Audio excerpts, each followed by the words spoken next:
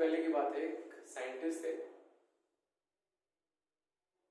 बहुत ही famous scientist हैं, हम लोग उनका नाम बहुत अच्छे से जानते हैं। कुछ स्टूडेंट्स को वो अच्छे लगते हैं, कई सारे स्टूडेंट्स को अच्छे नहीं लगते हैं। तो एक बार क्या हुआ, वो एक फिजिक्स की ब्रांच पर रिसर्च कर रहे थे। कोई फिजिक्स का टॉपिक था, उस पर रिसर्च कर रहे थे। फिजिक्स में बहुत सारे फिजिक्स है, अभी आपसे पढ़े, क्वांटम फिजिक्स है, एटॉमिक फिजिक्स, इस तरह से बहुत सारे फिजिक्स है। तो किसी एक पर्टिकुलर ब्रांच पर रिसर्च कर रहे थे। तो उसके रिसर्च करते हुए एक पॉइंट ऐसा आया जिसके आगे फिजिक्स में कैलकुलेशन नहीं था। कुछ ऐसी चीजों की जरूरत पड़ी जिस चीजों को अभी इन्वेंट नहीं किया गया था। तो मैथ्स की बहुत सारी चीजें जो है फिजिक्स की वजह से इन्वेंट करनी पड़ी फिजिक्स के, क्योंकि फिजिक्स जो है वो प्रैक्टिकल है, फिजिकल वर्ल्ड। जो रियल वर्ल्ड हमें दिख रहा है वहां पर क्या लगता है, फिजिक्स लगता है, मैथ्स नहीं लगता है। रियल वर्ल्ड में फिजिक्स लगता है और फिजिक्स को लगाने के लिए मैथ्स लगता है।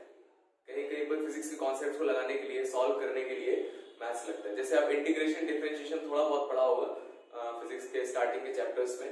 तो इंटीग्रेशन डिफरेंशिएशन जो है वो प्रैक्टिकली फिजिक्स के लिए, और इसको इलैबोरेटली हम मैथ्स में पढ़ते हैं। उसको जब मैथ्स में अच्छे से पढ़ लेते तो फिजिक्स में लगाना इजी हो जाता है। तो फिजिक्स मैथ्स को जो है वो फिजिक्स के लिए बनाया गया। तो उसी तरह से वो एक जो ब्रांच था उस पर रिसर्च कर रहे थे। उसके लिए उनको मैथ्स की एक अलग दुनिया ही बनानी पड़ी। अलग दुनिया नहीं, कॉम्प्लेक्स नंबर नहीं, लेकिन एक अलग मैथमेटिक्स उनको डेवलप करनी पड़ी। मैथ्स में भी अलग अलग मैथमेटिक्स हैं, जैसे ट्रिग्नोमेट्री हो गया, है ना, ज्योमेट्री हो गया, अलजेब्रा हो गया, प्रोबेबिलिटी हो गया, तो ये कलेक्शन हो गया। तो ये सारी अलग अलग मैथमेटिक्स हैं, अलग अलग मैथमेटिक्स हैं। कैलकुलस हो गया और कॉम्प्लेक्स नंबर हो गया, ये सारी अलग अलग मैथमेटिक्स है ना, अलग अलग जगह पर जिनकी जरूरत पड़ी और उसको उस हिसाब से डेवलप किया गया। तो जब उन्होंने उस मैथमेटिक्स को उस बना रहे थे, जो भी उनको यूज करना था, कॉन्सेप्ट डेवलप कर रहे थे, वो सारी चीजें कर रहे थे। तो एक बार वो ट्रिप पर निकले, तो एक बहुत बड़ा ओशन था। तो ओशन से जा रहे थे, उससे शिप होता है ना, बड़े बड़े जहाज, तो उससे जा रहे थे। तो एक बीच पर पहुंचे और वहां पर उतर गए नीचे, और फिर वहां से देखने लगे ओशन को। तो ओशन को देखा तो उसका एंड तो दिखता नहीं, ना तो एंड दिखता है, ना दिखता है कितना लंबा है, कितना चौड़ा है, बस यही कॉर्नर दिखता है। तो उसको देख के वो बहुत अमेज थे। पहले भी देखा था उन्होंने, लेकिन इस समय भी देख रहे थे कुछ अलग तरीके से। जैसे कई बार होता है ना, जैसे पहले भी सेब नीचे गिरा, लेकिन जब किसने देखा था, न्यूटन ने, उसने गिरते हुए देखा तो उसने लिख दिया F = G/m/r²। तो अलग तरह से देखा, है ना, अलग तरह से देखा। तो इसी तरह से जब उन्होंने देखा ओशन को, तो उनके माइंड में कुछ तो ऐसे थॉट चला। तो जो गॉड का क्रिएशन था उनको उसको अप्रिशिएट करने लगे। तो वहां पर पास में छोटे छोटे पत्थर पड़े हुए थे, जिनको पेबल्स बोलते हैं, है ना, पेबल्स बोलते हैं इंग्लिश में। तो छोटे छोटे पत्थर पड़े हुए थे।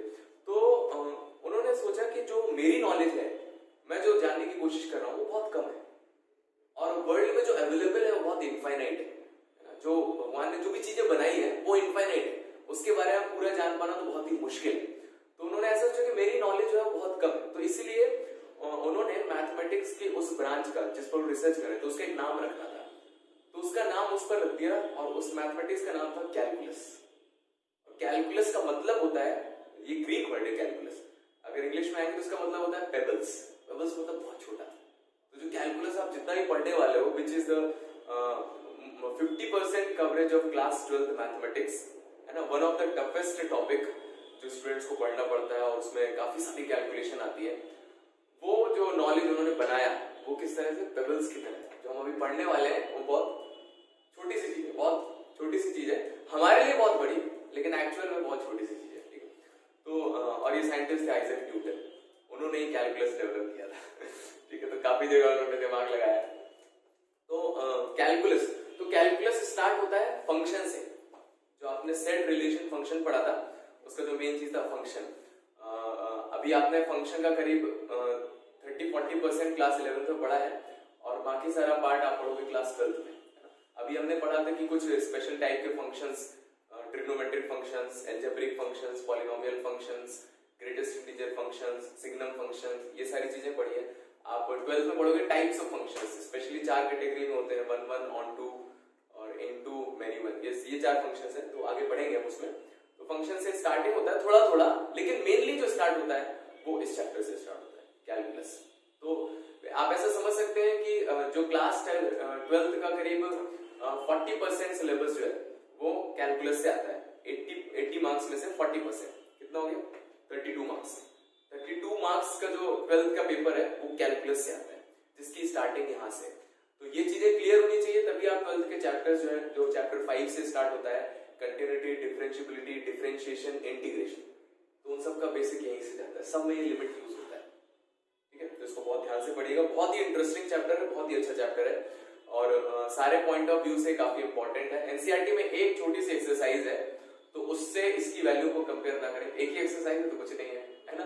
किसी चैप्टर में हम देखते हैं 4-5 एक्सरसाइज, मतलब ये इंपॉर्टेंट चैप्टर है, किसी में एक ही एक्सरसाइज है तो नहीं, लेकिन ये बहुत इंपॉर्टेंट चैप्टर है।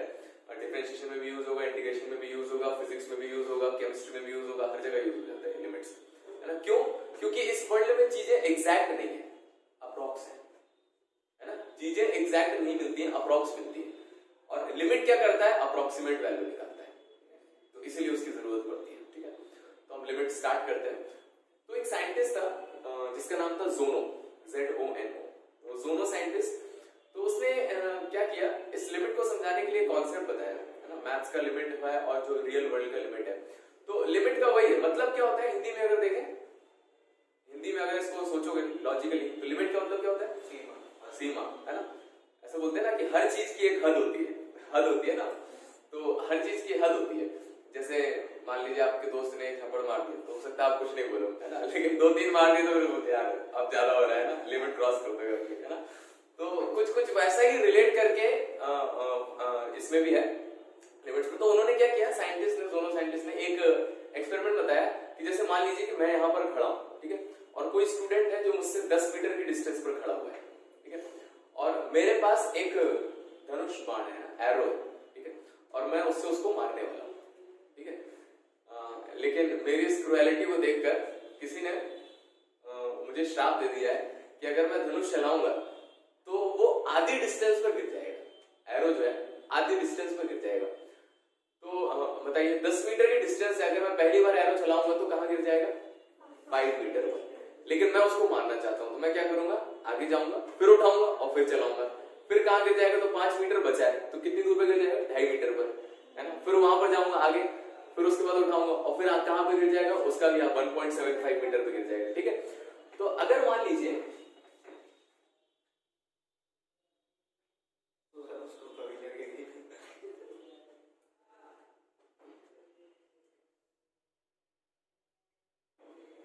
मैंने यहां से एरो चलाया, ठीक है,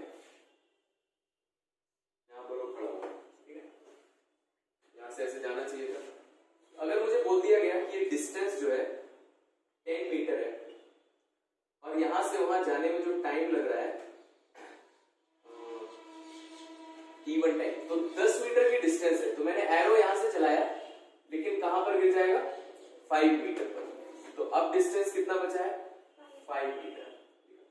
अगर क्वेश्चन पूछा गया कि यहां से यहां जाने पर 1 सेकेंड लगा, यहां पर T1 टाइम लग रहा है, 1 सेकेंड लगा, तो अगर रियल वर्ल्ड के कॉन्सेप्ट में सोचोगे तो बताओ क्या ये एरो कभी वहां पहुंच सकता है?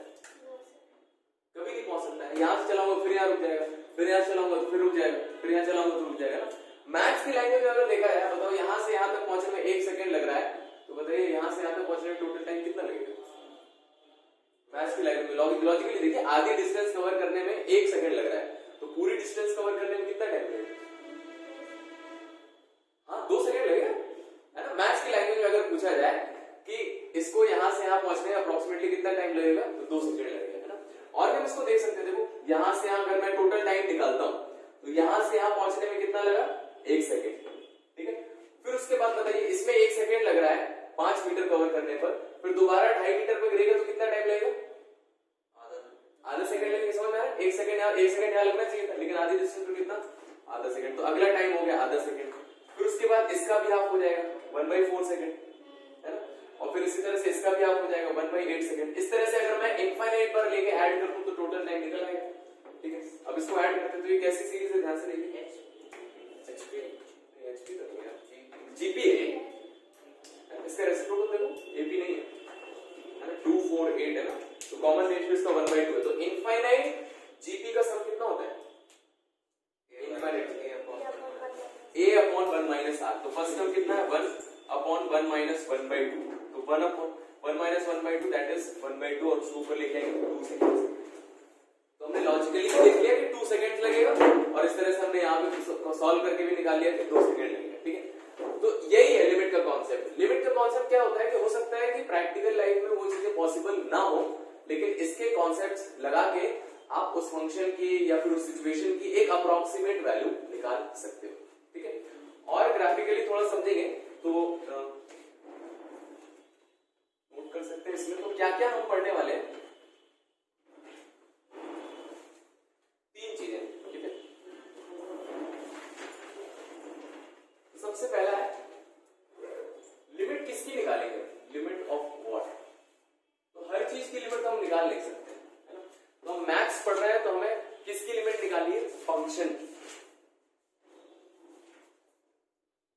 किसकी लिमिट कैलकुलेट करेंगे, फंक्शन की लिमिट कैलकुलेट करेंगे, और किसी चीज की हमें लिमिट कैलकुलेट नहीं करनी है ना। कोई जैसे आपने लिमिट आगे पढ़ेंगे, फिजिक्स में ही पढ़ेंगे, जैसे कोई सरफेस होता है ना, उस पर इलेक्ट्रॉन निकालने के लिए जो मिनिमम एनर्जी देते हैं उसको क्या बोलते हैं, थ्रेशोल्ड एनर्जी। वो भी एक लिमिटिंग है ना, कितना आप मिनिमम एनर्जी दो, कम से कम एनर्जी दो कि उससे एक ना एक इलेक्ट्रॉन बाहर निकले, ठीक है। वो भी लिमिटिंग है। तो ऐसी कई सारी लिमिटिंग सिचुएशन हर जगह पर लगाई जा सकती है, लेकिन हम किस में लगा के पढ़ेंगे, बस फंक्शन से, यही सिलेबस, ठीक है। तो limit of what, limit of function. Second है व्हाई टू इवैल्यूएट लिमिट, क्यों लगा रहे हैं इसको समझिएगा बहुत अच्छे से। व्हाई टू इवैल्यूएट लिमिट, क्यों निकालना है। तो बेसिकली जैसे मान लीजिए आपने क्लास 10th में डिस्टेंस और टाइम के कई सारे क्वेश्चंस किए, है ना। कभी कभी ऐसा दे देते हैं कि मान लीजिए जो डिस्टेंस है वो टाइम के स्क्वायर के बराबर है, और पूछ ले बताइए कि 2 सेकेंड में कितना डिस्टेंस ट्रैवल होगा। अगर टाइम 2 सेकेंड है तो कितना डिस्टेंस ट्रैवल होगा, 4, है ना। ऐसे थोड़े थोड़े क्वेश्चंस किए होंगे। अगर टाइम 5 सेकेंड्स है तो डिस्टेंस कितना ट्रैवल होगा, निकाल सकते हैं ऐसे, है ना। अगर मान लीजिए यही फंक्शन जो है इस तरह से दे दिया, s is equals to t square minus 9/t minus 3, ठीक है। और क्वेश्चन पूछ लिया कि अगर टाइम 3 सेकेंड्स है तो बताइए डिस्टेंस कितना ट्रैवल होगा। नॉट डिफाइंड, चलिए होल्ड पर, नॉट डिफाइंड, है ना। अगर मैं यहाँ पर 3 रख दूं तो कितना हो जाएगा, 9 minus 9/3 minus 3 दैट इज 0/0। अभी कई लोगों को लगेगा 0 से 0 काट तो 0 आ जाएगा, है ना। तो ये सारी चीजें हम बहुत डिटेल में देखेंगे, है ना। इस तरह के कई क्वेश्चंस आपने नेट में देखे होंगे, प्रूव दैट 0 + 0/0 - 0 = 1/2 या फिर 2, है ना। इस तरह से उल्टे सीधे बहुत सारे क्वेश्चंस हैं। तो ये चैप्टर अगर आपने डेप्थ में समझ लिया तो इन सारे क्वेश्चंस में क्या मिस्टेक है, कैलकुलेशन में क्या मिस्टेक है, वो सारी चीजें आपको समझ में आ जाएगी कि क्या कॉन्सेप्ट गलत किया है, मैथ्स का कौन सा कॉन्सेप्ट गलत कर दिया, है ना। तो 0/0 जो है, जैसे आप लोगों ने सही बताया कि ये डिफाइंड नहीं है ना। तो ये एक चीज है, तो इसको हम आगे इलैबोरेटली देखेंगे क्यों डिफाइंड है। निकाल सकते हैं, लेकिन उसमें भी और चीजें हैं, धीरे धीरे सारी चीज समझ जाएंगी। देखिए 0/0 डिफाइंड नहीं है, क्यों नहीं है डिफाइंड, इसका जस्ट मैं आइडिया दे देता हूं। जैसे मान लीजिए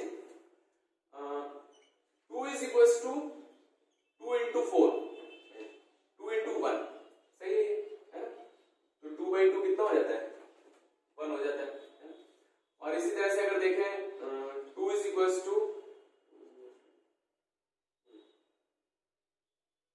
6 is equals to 2 into 3, इसलिए 6/2 is equals to 3 होता है। एक आंसर आता है ना। तो क्या 6 2 into 3 के अलावा, अगर मान लो यहाँ पर 6 है, यहाँ पर 2 है, यहाँ पर 3 के अलावा कुछ और आ सकता है,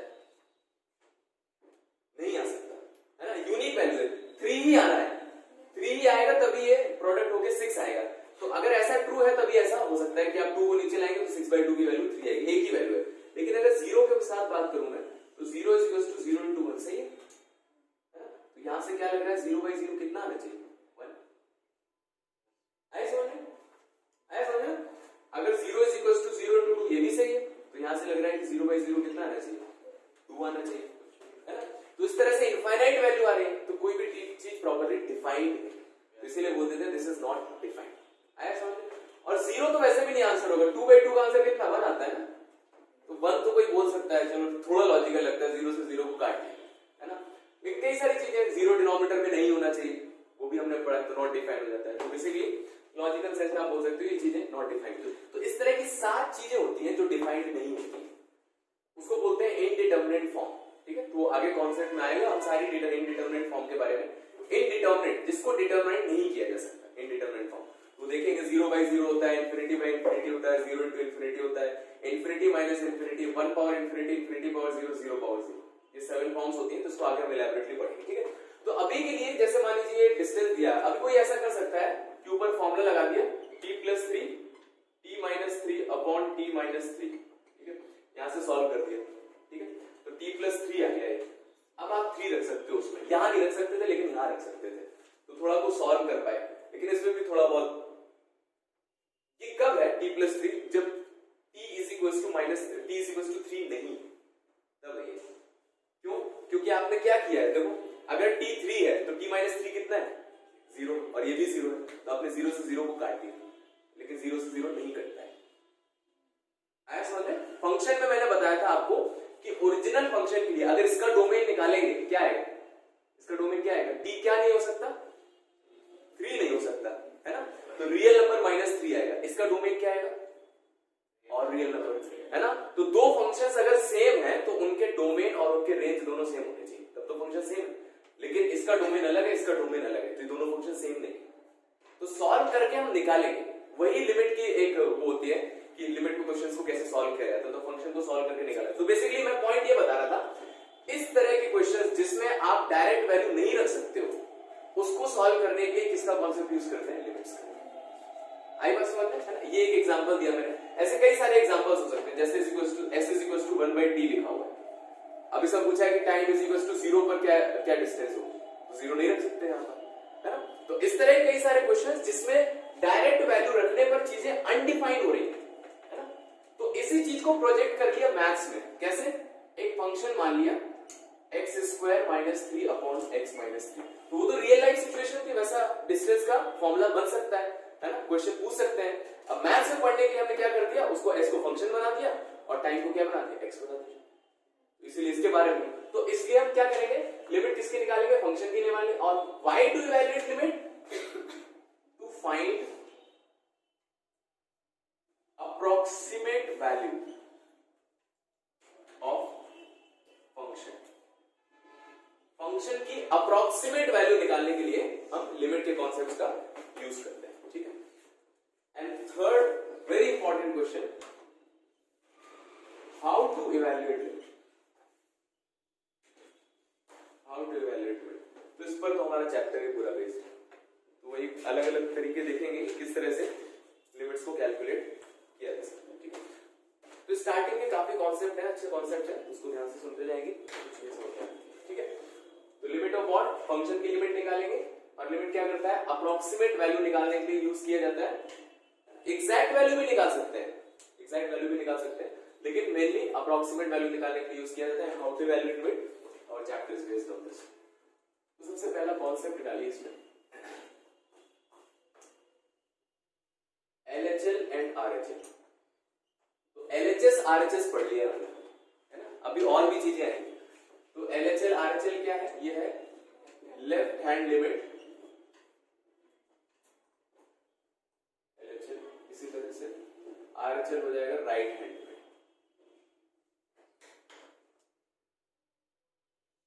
इसको पढ़ेंगे आगे और आएगा LHD RHD, left hand derivative, right hand derivative. ठीक है, तो इसको पढ़ने से पहले मैं जस्ट रिवाइज करवा दूं, आपने 2-3 ये फंक्शन पढ़े थे। ग्रेटेस्ट इंटीजर फंक्शन याद है, ग्रेटेस्ट इंटीजर फंक्शन क्या होता है,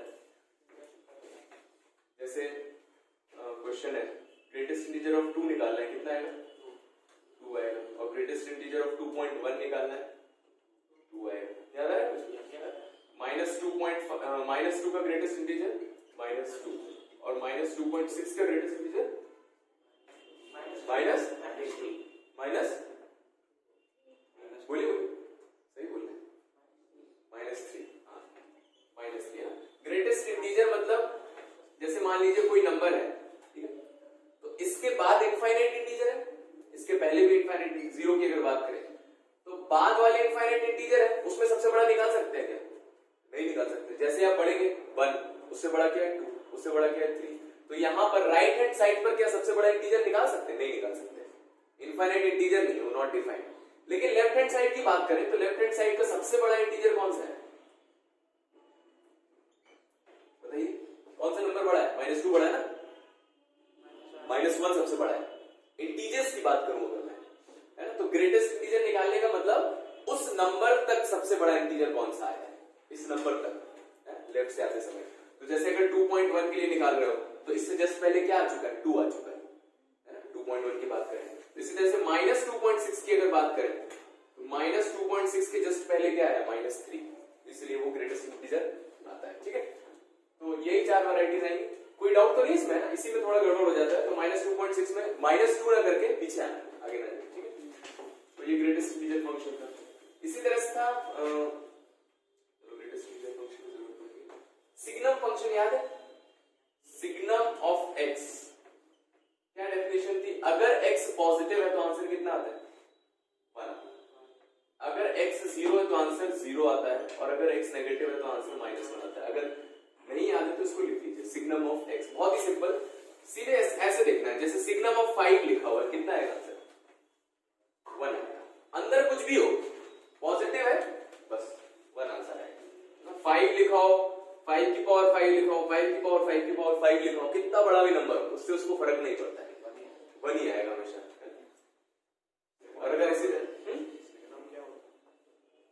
सिग्नम एक फंक्शन होता है, जैसे साइन फंक्शन होता है ना, हर फंक्शन का एक अलग अलग यूज होता है। जैसे मान लीजिए कि जैसे ट्रांसफॉर्मर होता है ना, पढ़ा फिजिक्स में? नहीं पढ़ा, स्टार्टिंग फंक्शन के टाइम में पढ़ाया था, बताया था। 2 तरह के ट्रांसफॉर्मर होते हैं, step up step down.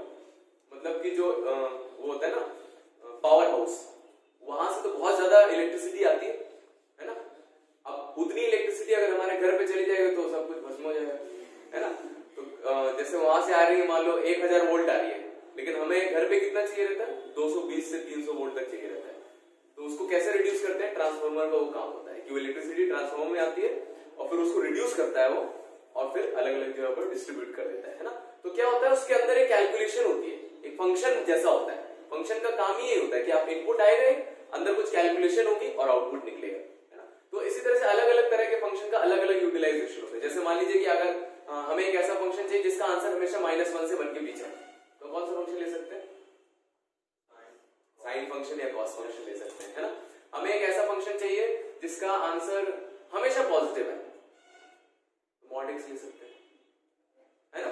mod x ले सकते हैं, आप x भी डालो हमेशा पॉजिटिव आएगा। तो इसी तरह से अलग अलग नीड के अकॉर्डिंग है। अगर हमें चाहिए कि आंसर 1 0 -1 ही है और कुछ नहीं है, तो हम क्या लेंगे? साइन सिग्नम x फंक्शन ले लेंगे। ठीक है, अब ये कैसे होता है? इसको वायर्स वगैरह से डिजाइन किया जाता है, और उसके लिए आपको पढ़ना पड़ता है, इलेक्ट्रिसिटी में आता है, गेट होते हैं, AND gate, OR gate, NOR gate, XOR gate, इस तरह के गेट्स होते हैं, जिसके अंदर वायर्स का एक स्ट्रक्चर होता है, जिसकी वजह से जैसे करंट होता है ना, करंट आता है, 2 वायर होती है तो करंट डिवाइड हो जाता है ना, तो उसका एफिशिएंसी कम हो गया।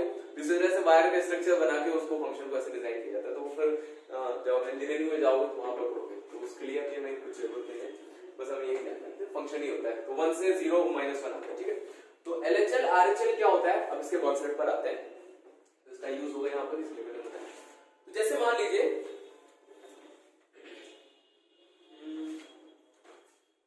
LHL RHL, तो जैसे हमने देखा कि हमें क्या निकालना है? एक अप्रोक्सीमेट वैल्यू निकालनी है, एग्जैक्ट वैल्यू के चक्कर में नहीं पड़ना। ठीक है, तो जैसे मान लीजिए आप किसी फंक्शन की वैल्यू निकाल रहे हो x = 2, ठीक है, तो x = 2 पे निकालना है।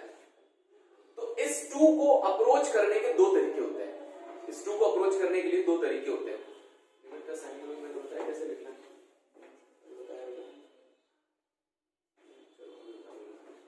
देखो, तो इस 2 को 2 तरह से अप्रोच किया जा सकता है। एक तो आप लेफ्ट से जा सकते हो और दूसरा राइट से आ सकते हो। ठीक है, लेफ्ट से कैसे जाएंगे? मान लीजिए 0, ठीक है, नंबर मैंने और बढ़ाया 1, और बढ़ाया 1.5, और बढ़ाया 1.999999, इस तरह से इनफाइनाइट बार लिखा हुआ है। ठीक है, ये ऐसा नंबर है कि 2 के जस्ट बगल में खड़ा है। थोड़ा सा आगे बढ़ेंगे तो कहां पहुंच जाएंगे? 2 पर पहुंच जाएंगे। ठीक, तो जब किसी नंबर को लेफ्ट साइड से अप्रोच करते हैं तो उसको बोलते हैं LHL, लेफ्ट हैंड लिमिट। और जब राइट साइड से अप्रोच करते हैं तो उसको बोलते हैं राइट हैंड लिमिट। तो इसके ऊपर आप लिख दीजिए कहीं पर कि लिमिट लिखा कैसे जाता है।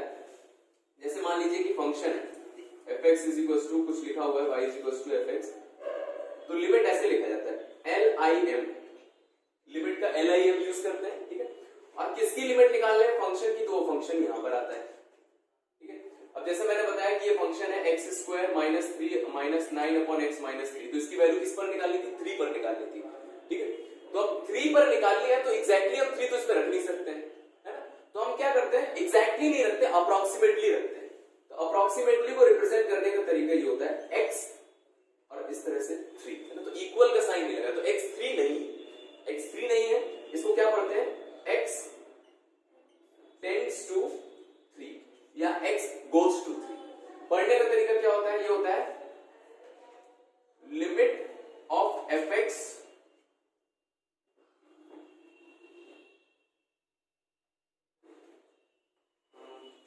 कैसे पढ़ सकते हैं, limit x tends to 3 of fx, ऐसे पढ़ सकते हैं, ऐसे पढ़ेंगे limit x tends to 3 of fx, है ना। मतलब लिमिट निकालना है किसकी, फंक्शन की निकालनी है, और किस पर निकालना है, x टेंड्स टू 3 पर। आया समझ में। तो एग्जैक्ट वैल्यू हम नहीं रख सकते हैं, तो अप्रोक्सीमेट वैल्यू रखेंगे।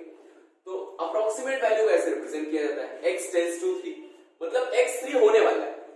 तो x3 कैसे कैसे हो सकता है, दो तरह से हो सकता है। इसके लिए LHR RHR का कॉन्सेप्ट आ जाता है, ठीक है। तो इसको कहीं पर ऊपर ऐसे नोट करके लिख लीजिए, पहले इसको निकालो, इसका ये रिप्रेजेंटेशन ऑफ लिमिट।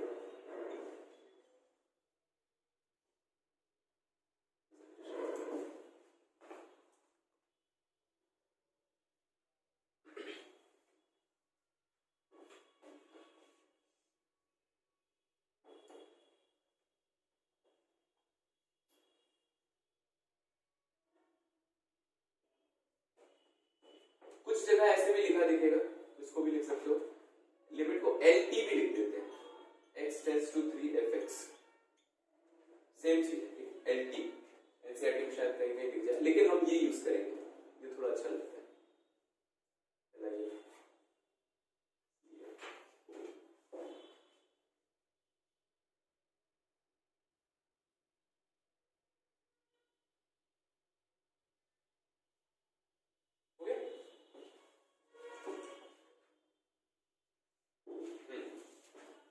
तो ये LHR RHR कॉन्सेप्ट समझ में आएगा अच्छे से।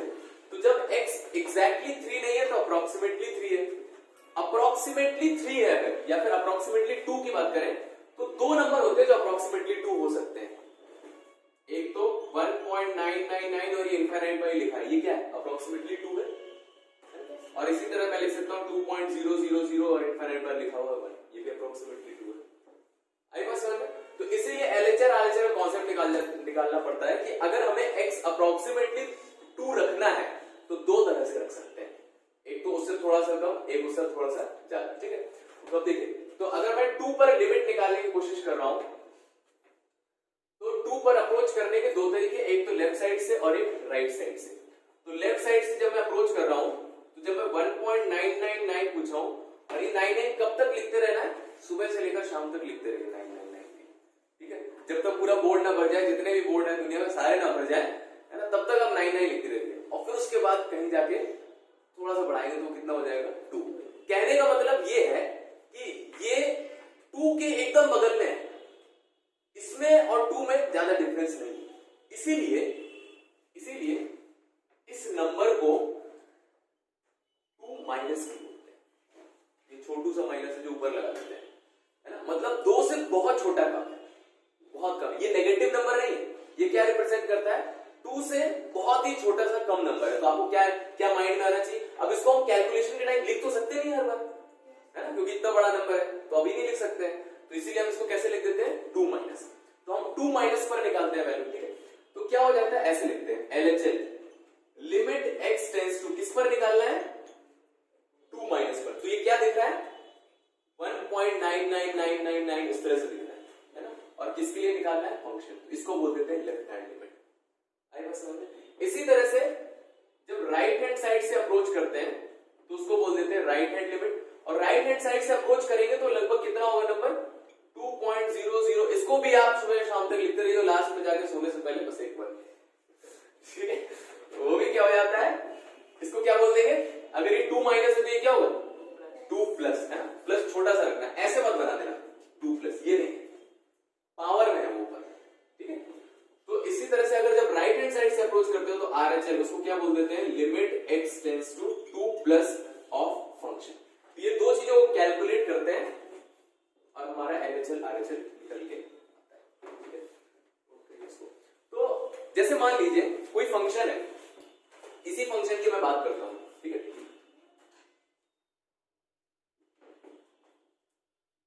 जैसे फंक्शन है और x इज इक्वल्स टू 2,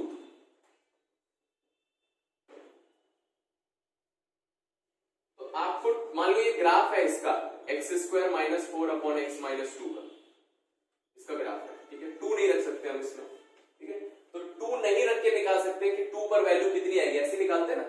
जैसे मान लो ये फंक्शन कोई दिया होगा, जैसे y is equals to x² plus 2, आपसे पूछा जाए कि 2 पर कितनी वैल्यू आएगी, तो वैल्यू किसकी आएगी, y की आएगी, है ना। तो यहां से यहां पर फंक्शन में रखेंगे और फंक्शन से x रख देंगे तो y की वैल्यू निकल आएगी, ठीक है। तो हमने 2 नहीं रखा, क्या रखा, क्या रखा, लिमिट अगर हम कैलकुलेट कर रहे हैं 2 माइनस रखा, 2 माइनस रखा और 2 प्लस रखा, ठीक है। थोड़ा सा कम नंबर रखा, थोड़ा सा ज्यादा नंबर रखा।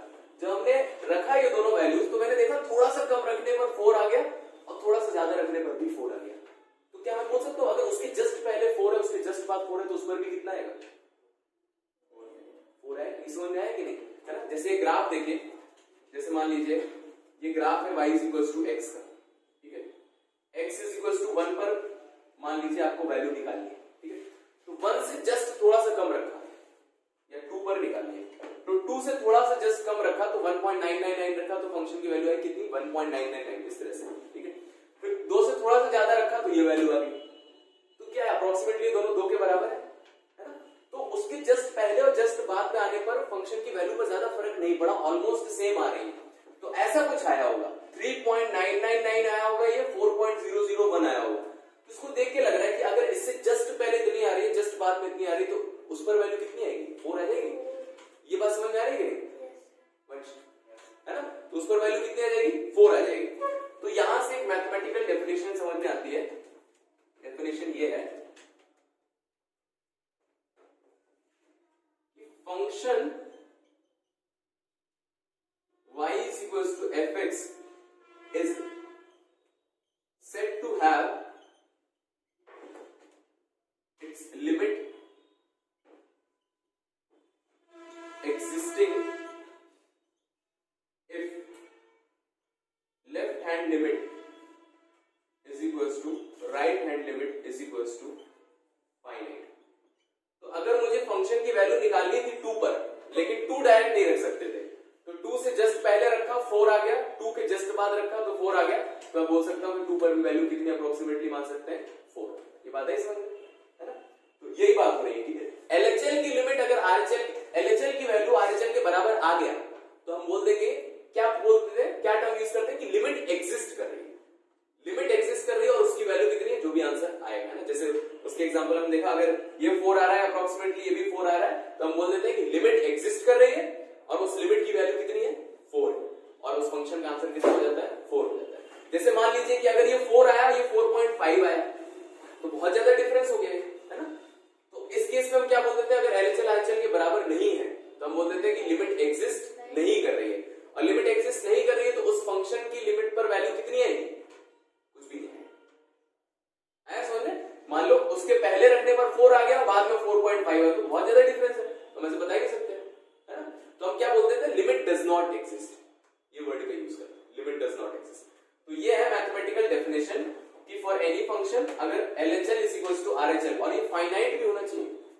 मान लो दोनों इनफाइनाइट हो गए तो बराबर तो हो गए, लेकिन दोनों में कुछ नहीं दिख रहा है ना। मान लो ये भी इनफाइनाइट आ गया, ये भी इनफाइनाइट आ गया, तो दोनों अलग अलग एग्जिस्ट नहीं कर रहे, तो ऐसा जरूरी थोड़ा है कि बराबर है तो हमेशा एग्जिस्ट करेंगे, है ना। इनफाइनाइट होगी बराबर हो सकते हैं, तो इसीलिए कैसे होने चाहिए, फाइनाइट भी होना चाहिए।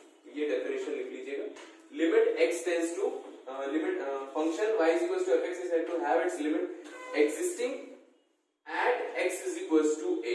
किसी पॉइंट पर अगर limit x tends to a minus F X, ये LHL होगा और RHL हो जाएगा limit x tends to a plus F X और इज इक्वल्स टू ये कैसे होने चाहिए, फाइनाइट होना चाहिए। तो ये है mathematical definition of limit. Note करिए।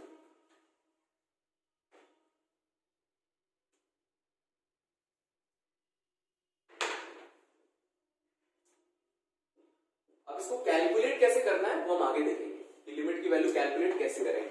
अभी हमें कॉन्सेप्ट समझना है कि कॉन्सेप्ट क्या है। बहुत आसान है कैलकुलेट करना, कुछ अच्छे वैरायटीज है।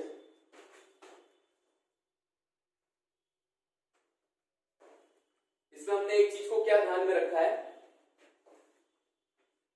क्या हमने x इज इक्वल टू 2 के बारे में कुछ डिस्कशन किया क्या, है ना? हाँ, तो 2 पर फंक्शन डिफाइंड है नहीं, उससे कोई फर्क नहीं पड़ता है, ठीक है? तो ये बहुत इंपॉर्टेंट पॉइंट है, इसी पर क्वेश्चन घुमा देते हैं। क्या लिख लीजिएगा, डिसरिगार्ड ऑफ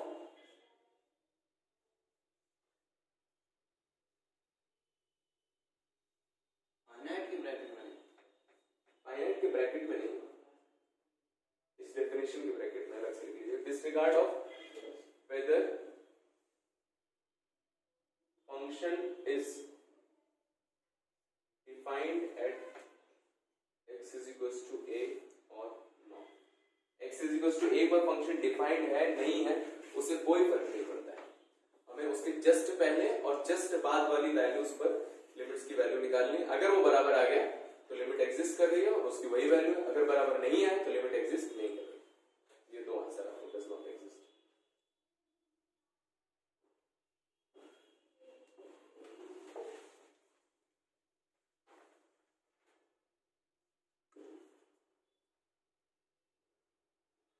हो गया?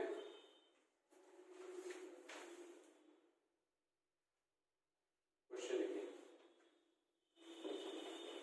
लिखिए सबने। Check whether following limit exists or not. At x is equals to a or not. समझ में आ रहा है मोहित? Question. Check whether disregard of whether function is defined at x is equals to a or not.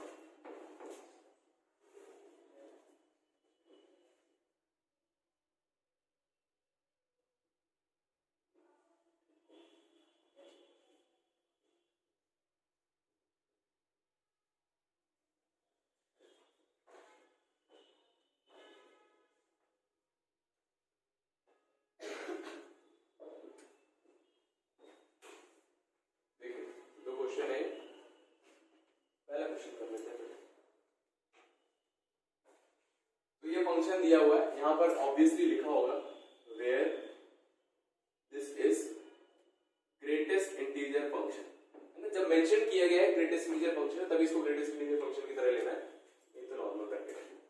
तो देखिए, तो मुझे 2 पर इसकी लिमिट चेक करनी है, ठीक है? तो मैंने LHL लिखा। LHL क्या होता है, लिमिट x टेंड्स टू, किस पर चेक कर रहे हैं, 2 पर चेक कर रहे हैं, तो यहां पर क्या लिखेंगे 2 माइनस, ठीक है? और ये ग्रेटेस्ट इंटीजर ऑफ x। तो बताइए 2 माइनस, अब इसको कैलकुलेट कैसे करते हैं, ये वैल्यू यहां पर रख देते हैं। अब तो इसलिए तो इसको रख सकते हैं, जैसे हमने 3 से कम वैल्यू रख सकते हैं, यहां पर रखेंगे। तो सोचिए ये क्या लिखा है 1.9999, इसका अगर मैंने इसको यहां पर रख दिया तो 2 माइनस रख दिया मैंने, तो बताओ 2 से थोड़ा सा कम नंबर रखा है तो उसका ग्रेटेस्ट इंटीजर कितना है, 2 से कम रखा, मैं लिख देता हूं नंबर 1.99999, कितना है ग्रेटेस्ट इंटीजर, 1 आएगा। आया समझ में, 1 आएगा, क्योंकि ये देखा इसके बाद क्या लिखा उससे कोई फर्क नहीं पड़ता है, 2 नहीं है ये, है ना? बेइज्जती हुई उसके ना तो इसलिए ऐसा लिखते नहीं है 1.99, बस माइंड में इमेजिन करके इसका आंसर कितना आ जाता है, 1 आ जाता है। इसी तरह से अगर मैं निकालता हूं RHL limit x tends to 2 plus 2 से थोड़ा सा बड़ा नंबर रखेंगे, बताइए कुछ फर्क पड़ेगा क्या, 2.001, उसका ग्रेटेस्ट इंटीजर कितना है 2 आएगा, है ना? तो देखो जस्ट पहले इतना आ रहा है लिमिट और बाद में इतना आ रहा है, तो क्या बोल देते हैं, as LHL LHL is not is equals to RHL, limit does not exist. तो एग्जिस्ट नहीं कर रही है तो आप ऐसे फिर 2 पर निकाल सकते आए समझ।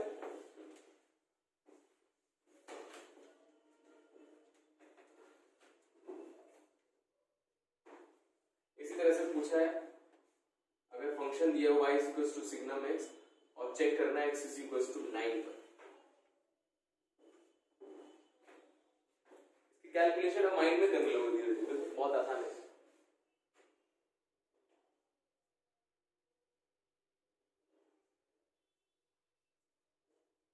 तो वैल्यू रखते समय आपको क्या सोचना है, 1.999 सोचना है। लिखते समय क्या लिखना है, उसको 2 जैसा लिखना है। तो इसको मैंने कितना 2 माइनस जैसा लिख दिया और उसका ग्रेटेस्ट इंटीजर कितना आ गया, 1 आ गया। बताइए इसका कितना आएगा। सबसे पहले 9 माइनस रखेंगे तो 9 से थोड़ा सा कम रखेंगे तो सिग्नम एक्स क्या आंसर देगा, 8 देगा। फिर से सोचिए,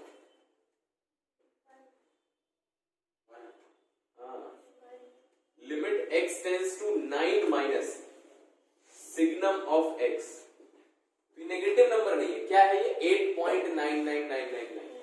अगर मैं उसको रखता हूं तो सिग्नम क्या करता है, अगर पॉजिटिव नंबर आता है तो आंसर कितना आता है, 1 आता है ना, उससे फर्क नहीं पड़ता है क्या है। फिर इसी तरह से अगर RHL कैलकुलेट करेंगे तो limit x tends to 9 plus पर भी कितना आंसर आ जाएगा, 1 आ जाएगा। ये बात आई समझ में, है ना। तो अब LHL RHL के बराबर है तो लिख दीजिए as LHL is equals to RHL, limit exist कर रहा है। अब लिमिट एग्जिस्ट कर रहा है तो उस क्वेश्चन का आंसर कितना हो जाएगा, लिमिट की वैल्यू कितनी हो जाएगी, ऐसे लिख सकते हैं limit x tends to 9 of signum of x is equals to, ये कितनी आ गई, 1 आ गई। 9 पर लिमिट कितनी आ गई, 1 आ गई।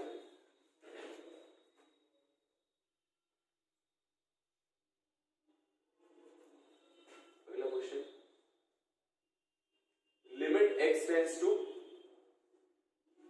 0 mod x upon x,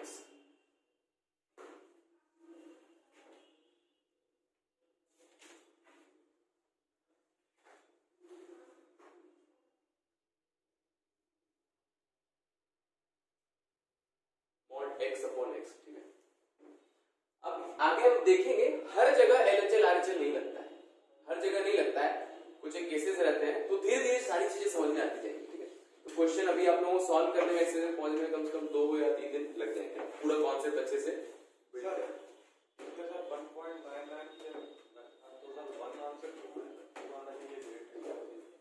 देखो बताओ 2.5 का ग्रेटेस्ट इंटीजर कितना है, 2 आएगा। 2.59 का कितना है,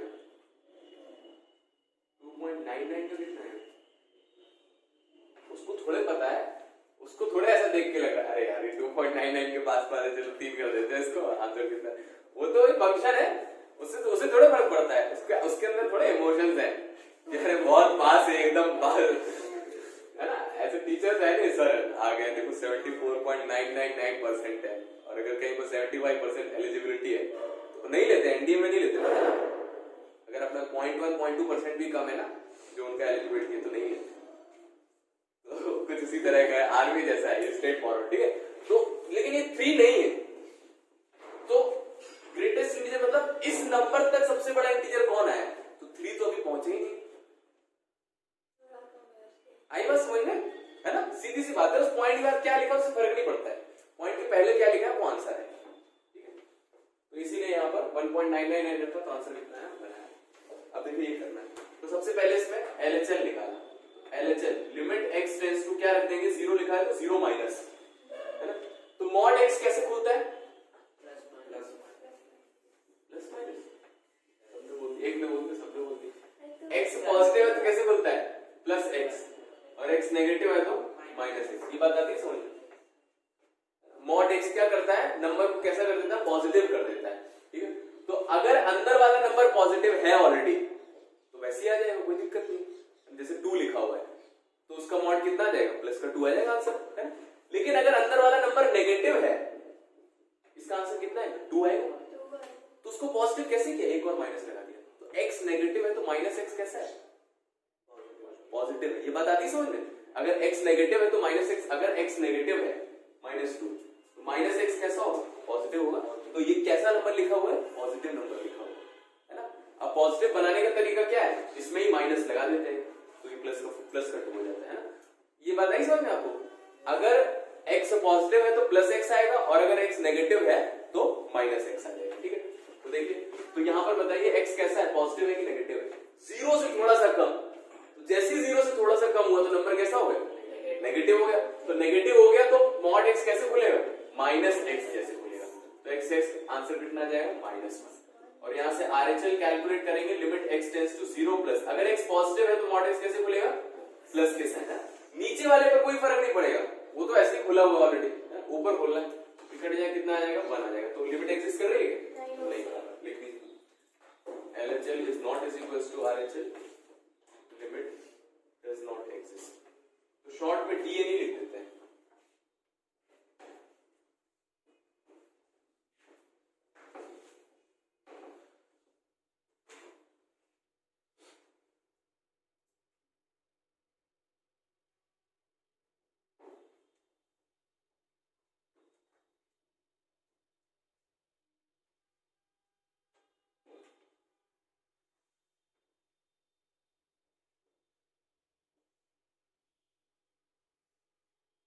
क्वेश्चन लिखते हैं, ठीक है, ध्यान से करिएगा। Question number 4,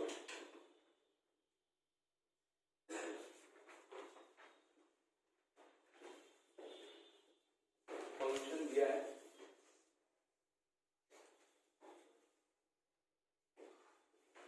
x less than 2 पर x² 2 से लेकर 3 पर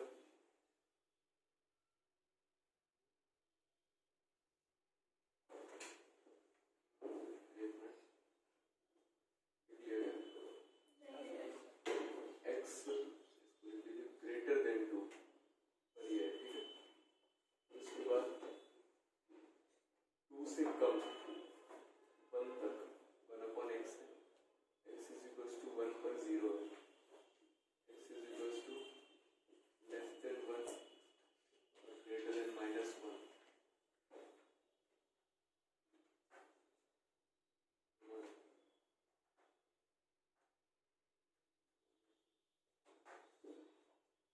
ये x है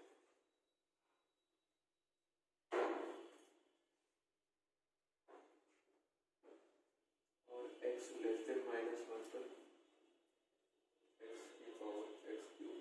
ये फंक्शन, इसको क्या बोलते हैं, फंक्शन में हमने पढ़ा था पीस वाइज डेफिनेशन बोलते हैं। पीस वाइज, कौन सा पीस, PEACE वाले में PNEC, यही होता है ना, पीस अलग अलग। तो अलग अलग है, जब 2 से कम है तो अलग फंक्शन है, 1 से 2 में अलग फंक्शन है, 1 पर अलग है, -1 से 1 अलग है और -1 से कम अलग है। इस तरह से उसको डिवाइड करके दे देते हैं तो उसको बोल देते हैं पीस वाइज फंक्शन। सबसे सिंपलेस्ट ऐसा दिखता है, जैसे मान लीजिए फंक्शन लिख दिया x+2, जब x 2 से बड़ा है, जब x 2 से छोटा है -x -3, ऐसा कुछ है ना। 2 से बड़ा तब ये फंक्शन, 2 से छोटा तब ये फंक्शन, इसको पीस वाइज फंक्शन बोलते हैं। तो find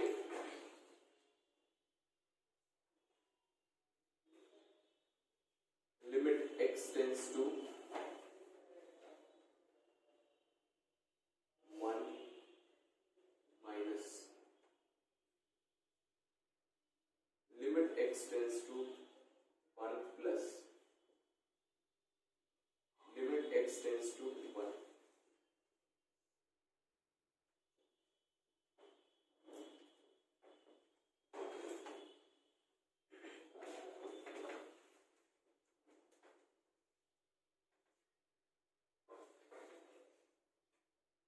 limit x tends to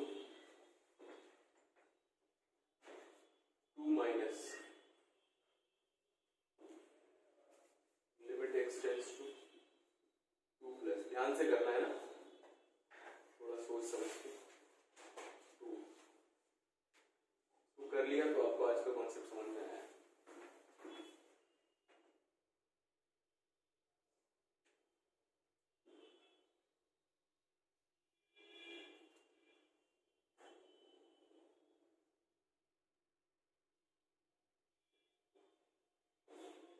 पहले ये ढूंढना है, ये फंक्शन x की वैल्यू हम इसमें रखनी, पहले ये देखना चाहिए क्या है।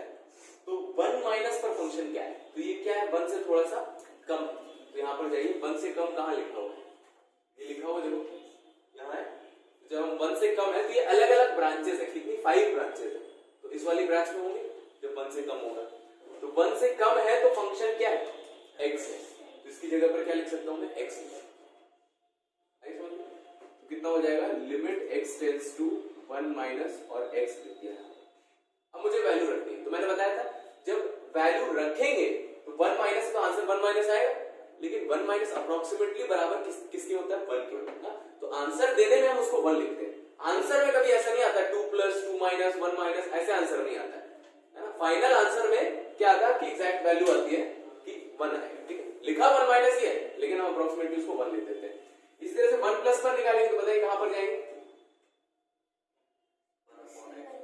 1 अपॉन x, ये है ना 1 प्लस x 1 से ज्यादा 2 से कम, 1 से ज्यादा मतलब इस वाली ब्रांच में तो 1 अपॉन x हो जाएगा फंक्शन। तो यहाँ 1 अपॉन x रखेंगे और 1 प्लस मैंने रखा है यहाँ पर, तो 1 रख दिया तो कितना आ जाएगा 1 आ जाएगा, ऐसा 1 आ गया। आगे 1 के लिए क्या करेंगे 0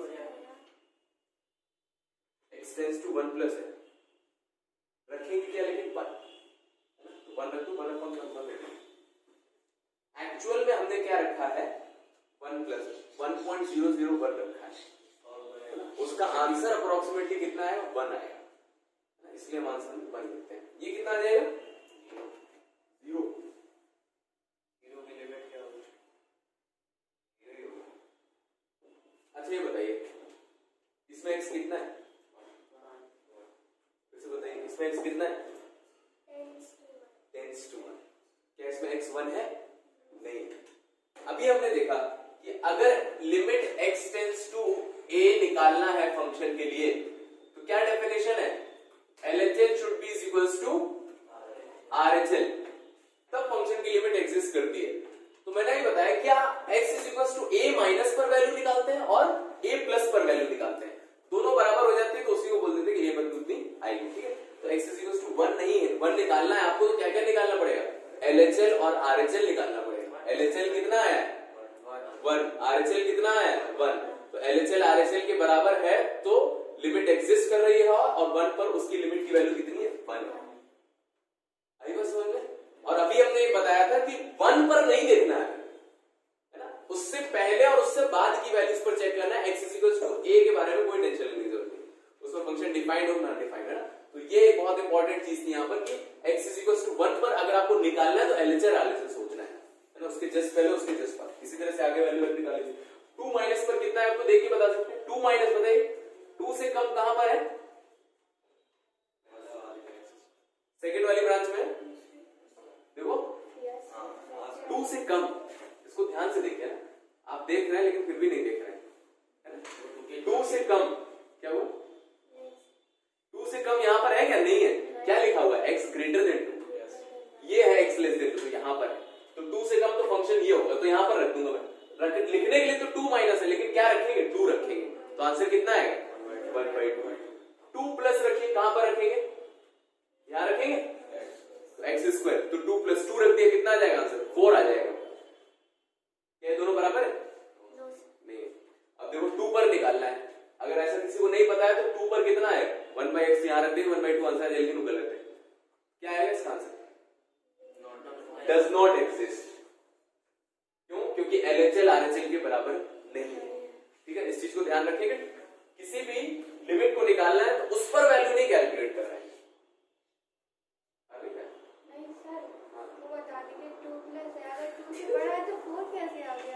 देखो 2 प्लस है तो कौन सी ब्रांच में, देखो क्यों नहीं होगा, पढ़ो क्या लिखा है x, उल्टा पढ़ो। अरे 2 लेस देन x मतलब x ग्रेटर देन 2 है ना, x 2 से बड़ा है तब ये फंक्शन है, और ये x 2 से बड़ा है क्यों। हाँ 0 पर कितना है, अब देखो ये क्वेश्चन ऐसा है जिसमें हमें LHL RHL निकालने की जरूरत ही नहीं। LHL RHL निकालने की कब जरूरत पड़ती है? जब उसके जस्ट पहले और जस्ट बाद में फंक्शन अलग अलग हो। कोई फंक्शन अलग अलग होगा तो अलग अलग आंसर आने के चांसेस है ना।